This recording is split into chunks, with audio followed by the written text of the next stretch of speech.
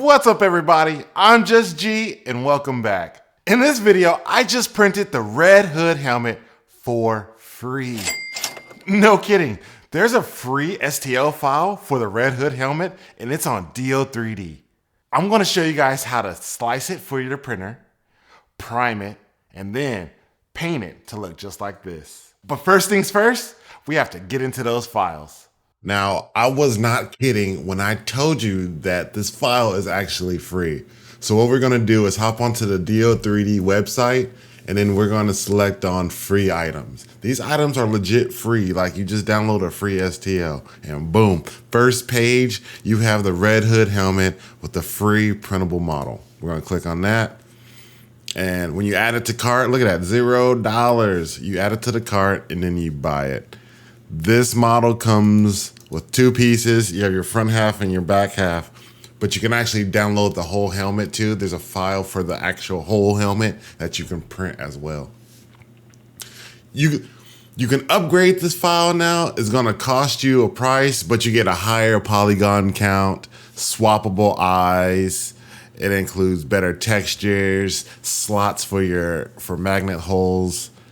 And then, you know, your lifetime 24/7 upgrades and updates. So if they update the file, you'll get those updates as well. That's the paid version. Right now, we're just downloading the free version, which I made a few modifications where you can actually wear the helmet, okay? So now we're just gonna head over to the slicer. Well, I already have the helmet on the bed, and this is what it's gonna look like. You can see there's not a lot of spots where it's gonna need support, so we're not really worried about that. I'm gonna scooch a little further up because I'm gonna rotate it somewhat on its back. Once we rotate it, boom, you're looking for this. We gotta scoot it back a little bit. And there it goes.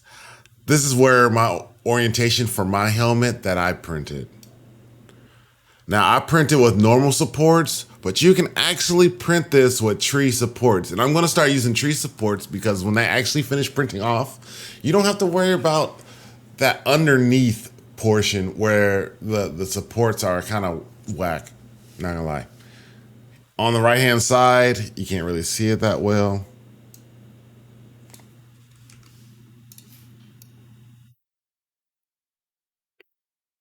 On the right-hand side, I'm gonna scroll through slowly. If you wanna copy my supports, that's fine, but it's gonna be different through all printers. So my printer settings aren't gonna be your printer settings. Just know that. Feel free to pause it at any time so you can actually see what I'm doing. I use PLA Plus, so that's why you see my printer temperature is at 210. I print at a slow print speed to ensure that my printer is making good movements and not shaking, causing ringing. I print with a 0.06 millimeter nozzle so I can put out more filament. Again, that's why they're not gonna be the same as your settings. Supports tree at 68%, and I have a gyroid infill. I kind of like gyroid infills. Some people use grid, hex, whatever. And I print on a raft. That way I could just have that total support at the build plate. When we're gonna slice it up. Y'all know what? Y'all know I forgot to do. I like to put a support blocker right here at the top of the crown. I totally forgot. We're gonna do that right now. Then we're gonna scale it up.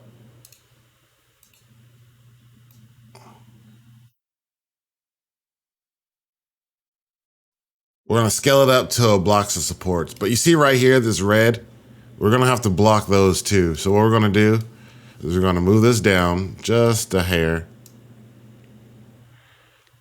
And then we're going to uncheck uniform scaling and then move the X-axis wider. That's gonna help block these right here.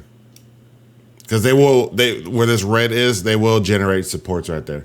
So let's slice it up. We're looking at 1 day, 16 hours, which is actually faster than what I didn't print because I printed on regular supports. Make sure you preview it before you save your file. This don't actually look bad. This doesn't look bad. This will print pretty good, I'm not gonna lie.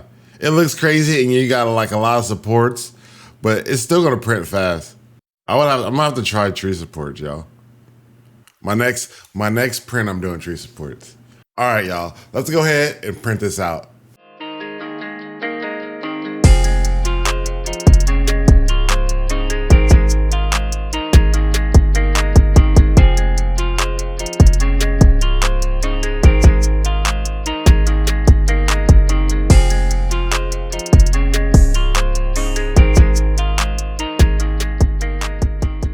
Okay, so just like how I always start my sanding process, we use the orbital sander with 80 grit sandpaper.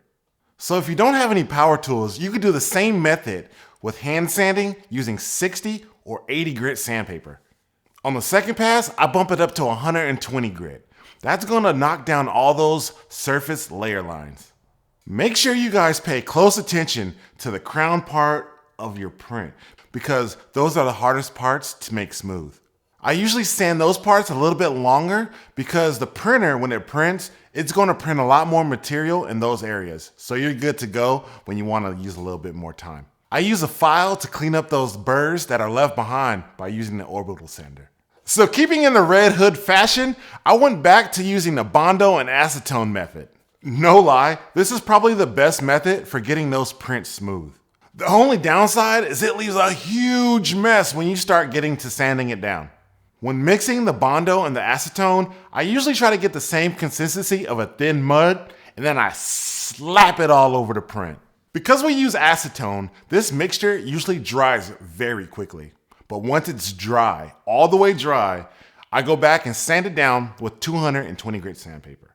After the putty comes primer. Now I use Dupli-Color primer filler. Once I started using this, I don't think I've looked at any other primer filler. This is all I use. This is just a red color primer, but you know, red hood. We're gonna do a dust coat first, then a light coat across the whole entire helmet until it's even. Then you're gonna do a heavy wet coat. I'm talking about you're gonna cover this thing. It's okay if it runs because we're gonna come back and we're gonna sand it all down until the whole helmet is even. So with my large bucket, you know, that big Lowe's bucket full of water, we're ready to start wet sanding. Now I use this bucket to dip the print in, and that's gonna help keep that dust down, and it's gonna keep it a lot clean, less mess. Trust, it works great. Start off with 220 grit sandpaper. If you like the way it looks right now, you could just stop. If not, move up to 400 grit sandpaper and hit it with a second pass. Look over your print because if you still have layer lines, this is the point where you want to reprime it and start the sanding process all over again. If you don't, those layer lines are going to show up in your final product. Trust me. Mandalorian. Now that I'm primed and sanded, we're ready for that paint job. So for this paint job, I'm using Tamiya's metallic red. Once I started to hit it with the dust coat, I noticed that it's still showing my prime job underneath. I needed to use a base coat, which is like a metallic or a gold underneath. That way I can use the red to shine over it. So it wasn't too late for me. What I did was spray this metallic silver paint that I had. That way the red is going to pop right off of that. The silver came out a little chunky on the paint job and I wasn't happy. So what I did was take it back to a wet sand. That way I can knock down any of those over spray spots that I had and it will be smooth again. But that happens when you use rattle cans. So we go back to wet sanding the silver paint, but this time I use a higher grit. We're talking about 800 to 1000 grit sandpaper. I don't want to take off the silver paint, but I do want to get it smooth. Now we're ready for that red. Just like when I apply the primer, we're gonna do that with this red paint. I start off with a dust coat, then a light coat to cover the entire helmet. And then for the final second pass, we're gonna go back with another light coat to cover the entire helmet. I gave her about 6 hours and then I did the detail black work. We're gonna let that dry overnight because in the morning, it's clear coat time. This was the second time using my LVLP for clear coating, so we got the settings a little bit more dialed in. It's a little bit less overspray. This is going to lead to less running if we spray too much. I still need a little bit more practice, but I think it came out great. What do y'all think? I gave this clear coat about 24 hours to dry because I'm not trying to get no whoopsies. Feel me? Once it was all dry, I was able to use some Cosplay LED eyes and some stretchy elastic material to keep the back plate on. So here's a montage of me completing that process.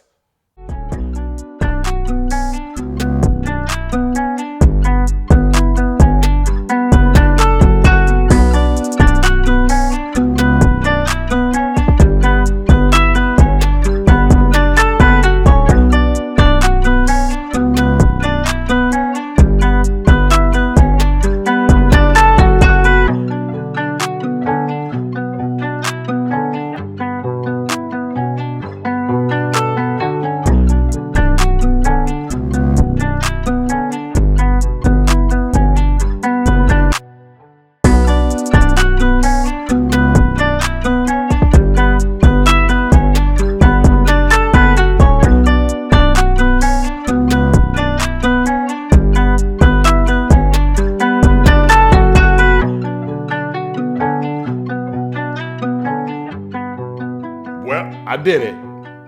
I didn't think I could, but I definitely just one-upped myself because this right here is fire. Literally, because it's red. I love this helmet and that paint job. All right, enough of that. So let me tell you about this helmet. So I use these Cosplay eyes. I rigged them up to a battery source and then added a switch to turn them on and off. That's it. So to attach the back plate, I used some cheap, stretchy material that I got from Amazon. I'm gonna go ahead and link that down in the description. It was real easy to attach. I just used some glue, some hot glue, to attach all the stretchy materials. Then I used some earth magnets to attach them, so they just clasp right on top. That's it. Now I'm ready to fight some vigilante crime. Just kidding. I'm a lover. So I really enjoy making these builds for you guys. And if you like it and you are learning something, go ahead and hit that like button and subscribe. I'm super close to 1,000 subs and I can taste that partner. So what do you guys want to see me build next? Go ahead and leave it down in the comments. Y'all already know I read them. Also, this War Machine suit is in the works. Yes, a full War Machine suit. I'm going to build one. So make sure y'all subscribe so y'all don't miss a thing. Well, that's it for me. So, as always, everyone have a great rest of your day. God bless y'all, and peace out. She said we should hook up the boy for the boogie. Don't know me, they look up. I'm being in class. Full of Henny, I drink and I drown.